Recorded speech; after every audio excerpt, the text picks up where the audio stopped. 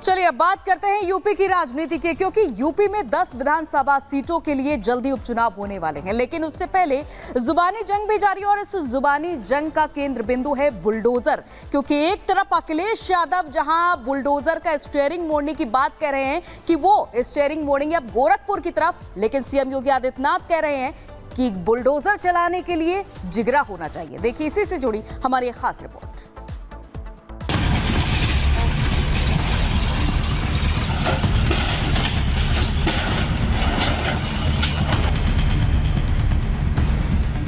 उत्तर प्रदेश में सियासी पारा हाई है। बुलडोजर पर उठे तूफान ने अखिलेश यादव और सीएम योगी के बीच नई जुबानी जंग छेड़ दी है। दोनों तरफ से व्यंग बाढ़ छोड़े जा रहे हैं। उत्तर प्रदेश की सियासत में ऐसी जुबानी जंग उस समय भी नहीं छिड़ी थी जब देश में आम चुनाव थे, लेकिन 10 सीटों पर होने वाले उपचुनाव ने दोनों तरफ से नूरा कुश्ती देखने को मिल रही है। दरअसल इस जुबानी जंग की शुरुआत मंगलवार को सपा सुप्रीमो के दिए बयान के बाद हुई। अखिलेश यादव ने बुलडोजर को लेकर सीएम योगी को चुनौती दी, जिसके बाद सीएम योगी ने दिल, दिमाग और जिगर की बात कह डाली। बुलडोजर पे हर एक व्यक्ति के हाथ नहीं फिट हो सकते, इसके लिए दिल और दिमाग दोनों चाहिए। दिल और दिमाग दोनों चाहिए। बुलडोजर जैसी क्षमता और दृढ़ प्रतिज्ञा जिसमें हो वही बुलडोजर चला सकता है। दंगाइयों के सामने नाक रगड़ने वाले लोग बुलडोजर के सामने वैसे पस्त हो जाएंगे। बुलडोजर को लेकर न्याय और अन्याय की बात चली तो सीएम योगी ने तीखे प्रहारों का रैपिड फायर शुरू कर दिया। अखिलेश यादव ने जहां बुलडोजर के स्टीयरिंग की कमांड जनता के हाथों में बताई, तो वहीं सीएम योगी ने सपा को पुराने दिन याद दिलाते हुए प्रदेश में होने वाले दंगों का जिक्र छेड़ दिया। बुलडोजर में दिमाग नहीं होता है, स्टीयरिंग होता है। उसमें स्टीयरिंग से चलता है बुलडोजर। उत्तर प्रदेश की जनता कब किसका स्टीयरिंग बदल दे या दिल्ली वाले कब किसका स्टीयरिंग बदल दें। बुलडोजर जैसी क्षमता और दृढ़ प्रतिज्ञा जिसमें हो वही बुलडोजर चला सकता है। दंगाइयों के सामने नाक रगड़ने वाले लोग बुलडोजर के सामने वैसे पस्त हो जाएंगे। यानी हर बयान के बाद प्रहार और तीखा हो रहा है। सीएम योगी कह रहे हैं कि टीपू भी सुल्तान बनने का सपना देख रहे हैं, तो अखिलेश यादव का कहना है कि बुलडोजर पर इतना भरोसा है तो नई पार्टी बनाकर इसे चुनाव चिन्ह बना ले। 2017 के पहले जो लोग प्रदेश में लूट खसोट मचाए थे, आज जब उनके सपनों पर पानी फिर चुका है तो अब टीपू भी चले सुल्तान बनने। सपना देख रहे हैं, मुंगेरी लाल के हसीन सपने। उनका स्वागत हो रहा है, ऐसा उत्तर प्रदेश बना दिया इन्होंने।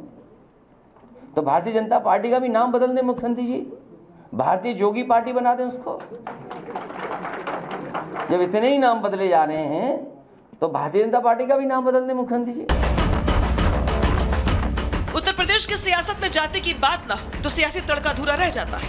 बुलडोजर से शुरू हुई जुबानी जंग जाति तक पहुंची तो दोनों तरफ से एक दूसरे पर भेदभाव के आरोप मढ़े जाने लगे। सीएम योगी ने जहां मौजूदा दौर में पिछड़ों को हक दिलाने की बात कही, तो वही अखिलेश यादव ने ट्रांसफर पोस्टिंग में जाति देखने का आरोप लगाया।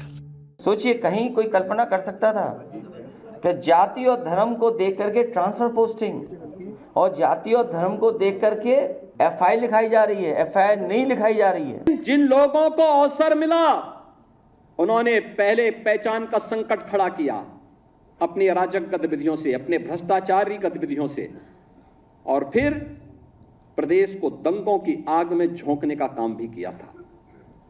प्रदेश के शांतिपूर्ण और सौहार्दपूर्ण माहौल को आपस में ही लड़ाने का काम किया।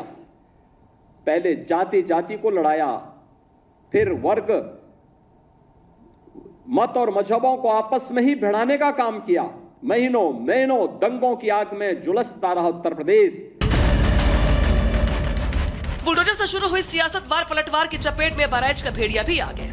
अखिलेश यादव ने जहां भेड़िए के मामले में सरकार को गंभीरता बरतने की सलाह दी, तो वहीं सीएम योगी ने 2017 के पहले यूपी की याद दिलाते हुए चाचा भतीजे पर खुलकर हमला बोला।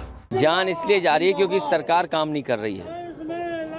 सरकार को काम करना चाहिए इस पे भी कि जहां इस तरह की घटना हो रही है सरकार अपना पूरा विभाग लगाए और बच्चों की और परिवारों की जान बचाए। कुछ आदमखोर भेड़िया प्रदेश के अंदर अलग अलग जनपदों में उत्पात मचा रहे हैं और कमोबेश यही स्थिति 2017 के पहले प्रदेश की थी।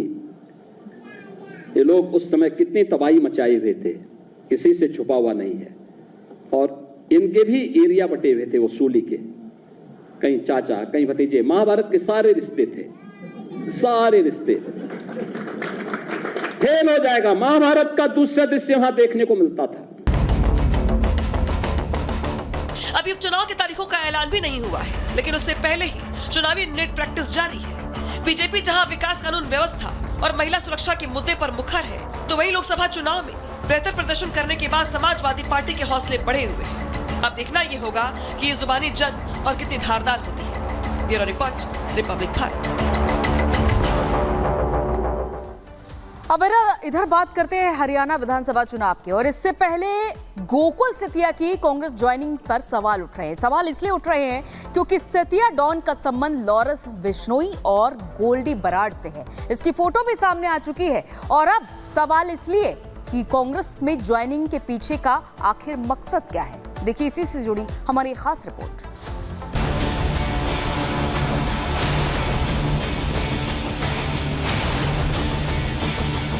हरियाणा में विधानसभा चुनाव के चंद ही दिन बाकी हैं। चुनाव को लेकर राजनीतिक पार्टियों ने तैयारियां शुरू कर दी हैं। इस बीच गैंगस्टर लॉरेंस बिश्नोई गैंग की एंट्री भी कांग्रेस में हो गई है। दरअसल हरियाणा के पूर्व कैबिनेट मंत्री लक्ष्मण दास अरोड़ा के पोते गोकुल सेतिया ने दिल्ली में हरियाणा कांग्रेस के प्रभारी दीपक बावरिया और हरियाणा के पूर्व मुख्यमंत्री भूपेंद्र हुड्डा की मौजूदगी में कांग्रेस ज्वाइन कर ली है। चंडीगढ़ में वो जब यूनिवर्सिटी में पढ़ते थे, वो समय पे उनके साथ पढ़ते थे, और ये पूरा जो फ्रेंड सर्कल है कॉमन था, तो उसकी वजह से कहीं ना कहीं फोटोग्राफ दिखाए जाते हैं। बट अदरवाइज ये nothing to do with Goldy Brar and his gang.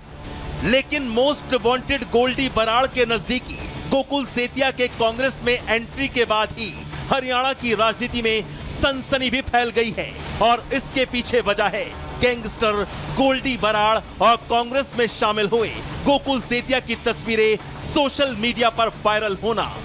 वो मेरी अब से 10-15 साल पुरानी फोटोज जो कि गोल्डी बराड़ के साथ, अमनदीप मुल्तानी के साथ कॉलेज टाइम की जो मेरी फोटोज थी, उनको ये लोग वायरल कर रहे हैं अपने हरियाणा न्यूज चैनल पे। 10-15 साल पहले की।